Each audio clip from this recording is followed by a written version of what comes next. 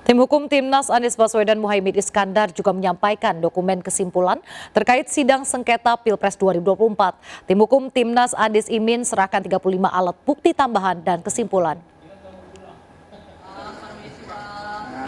Berbagai alat bukti tersebut diantaranya mengenai pelanggaran terhadap persyaratan calon, penyalahgunaan bansos, netralitas pejabat, kepala daerah, dan kepala desa, serta teknologi informasi. Secara garis besar, kesimpulan berisi keterangan ahli, saksi, dan bukti-bukti yang diajukan bahwa benar telah terjadi pelanggaran konstitusi demi memenangkan calon Prabowo Subianto dan Gibran Raka Buming Raka. Tim hukum Amin optimis Majelis Hakim MK akan mengabulkan permohonan dan memerintahkan KPU melakukan pemilihan presiden ulang tanpa mengikutsertakan Prabowo Gibran atau mendiskualifikasi Gibran karena tak memenuhi persyaratan. Timnas Amin yakin Majelis Hakim bisa memutuskan dengan seadil-adilnya.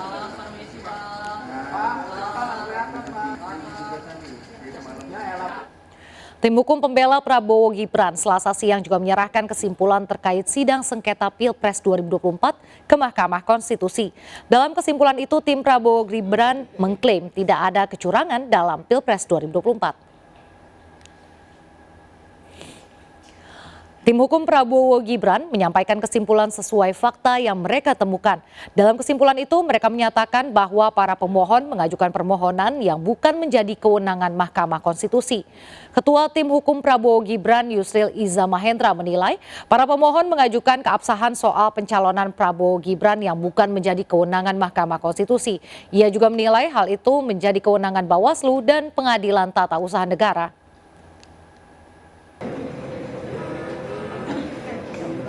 Seorang pengunjung Masjid Al-Jabar di Bandung, Jawa Barat dikenakan tarif parkir yang tidak resmi Rp25.000 hingga viral di media sosial. Kisruh parkir hingga berujung perkelahian juga sempat terjadi di Medan, Sumatera Utara.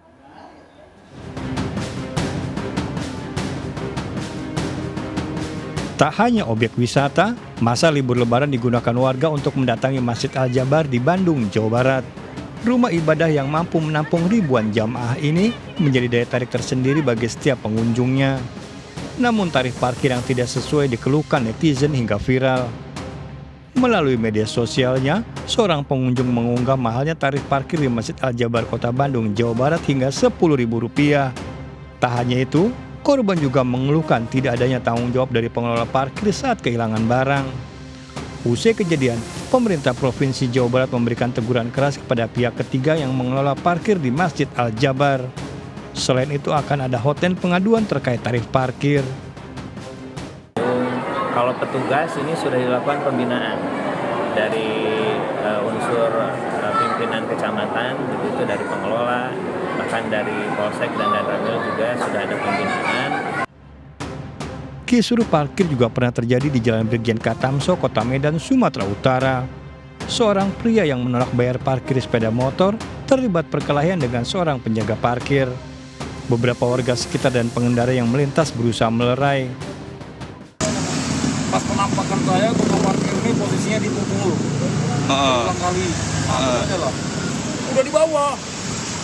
Udah berapa kali kena pukulan. Oh berarti yang dia? Capek dia. Luka-luka bang, sampai luka-luka? Berdarah bang, kepalanya biji mata. Warga tersebut menolak membayar parkir Rp2.000 setelah pemerintah Kota Medan menggratiskan biaya parkir yang tidak menerapkan sistem parkir elektronik. Usai kejadian, pemerintah Kota Medan akan melakukan sosialisasi secara masif dan membentuk tim patroli gabungan untuk menindak juru parkir yang masih membandel. Semuanya kebijakan yang kita ambil ini perlu sosialisasi yang lebih masif lagi, bukan kita diamin enggak, tapi kami dengan Pak, tadi saya ulangi lagi, timnya sudah ada dengan kepolisian, kejaksaan dan TNI, mana jukir-jukir yang hari ini masih aktif meminta, ini nanti akan ada pasal-pasalnya. Juru parkir yang tetap mengutip secara konvensional akan dilakukan penindakan sesuai dengan aturan yang berlaku. Dari Medan dan Bandung melaporkan. Viral anggota Sabara Polres Lampung Tengah Aibtu Supriyanto yang telah memberi teladan berlaku jujur dan amanah. Ia mengembalikan uang ratusan juta milik pengendara yang tertinggal di kamar mandi saat dirinya sedang bertugas mengamankan arus mudik lebaran di res area kilometer 116 Bumi Ratu Nuban.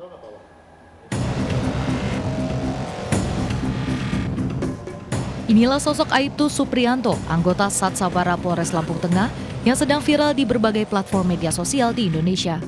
Ia telah berhasil mengembalikan uang milik Sukisno, warga Sumatera Selatan. Penemuan tas oleh Aibtu Suprianto bermula saat dirinya sedang berpatroli di res area Tol Lampung Bakauheni Palembang, wilayah Kecamatan Bumi Ratu Nuban. Suprianto mengecek toilet yang hanya berjarak beberapa meter dari pos jaga. Lalu ia menemukan sebuah tas berisikan uang 100 juta rupiah, handphone dan KTP tergantung di ruang tersebut. Aibtu Suprianto langsung mengamankan dan membawa ke pos security dengan disaksikan pihak keamanan dan beberapa petugas kebersihan. Setelah mengetahui pemilik sesuai KTP, Aibtu Suprianto bergegas menuju masjid mengumumkan penemuan tas tersebut dan akan diserahkan pada pemiliknya. Alhamdulillah dihubungkan melalui toa masjid dan HP terhubung dengan cepat dan dapat dikembalikan kepada pemiliknya dalam keadaan asli dan lengkap. Insya Allah tidak ada kekurangan. Tas tersebut akhirnya diserahkan kepada Sukisno, sang pemilik. Meski sempat ditawarkan uang sebagai timbal jasa, Aibtu Suprianto menolak karena memberi kenyamanan dan keamanan adalah tugasnya sebagai polisi. Dari Lampung Tengah, Lampung, Ferry Syaputra melaporkan. Pemirsa, meriahnya festival balon udara tradisional yang digelar maraton selama Lebaran di Wonosobo mampu menarik perhatian wisatawan untuk datang. Tidak hanya wisatawan lokal, pengunjung juga datang dari berbagai daerah di Indonesia.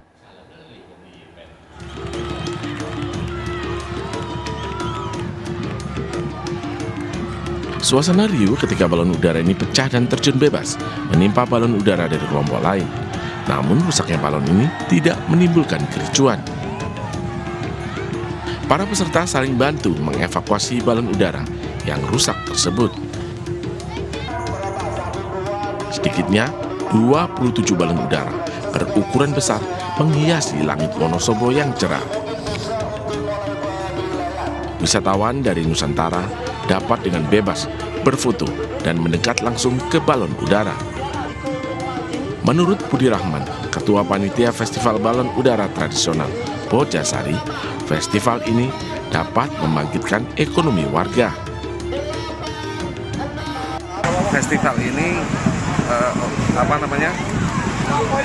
untuk mengumpulkan para pecinta balon udara. Selain itu juga untuk menambah perekonomian masyarakat, khususnya UMKM. Menerbangkan balon udara merupakan tradisi warga Wonosobo dalam merayakan Lebaran. Namun, harus ditampatkan dengan tali dengan maksimal ketinggian 150 meter agar tidak membahayakan keselamatan penerbangan. Ada larangan bagi warga yang menerbangkan balon udara secara liar. Akan dijerat pasal 411 tentang keselamatan penerbangan dengan ancaman pidana 2 tahun penjara. Dari Wonosobo, Jawa Tengah, Didi Dono Hartono melaporkan.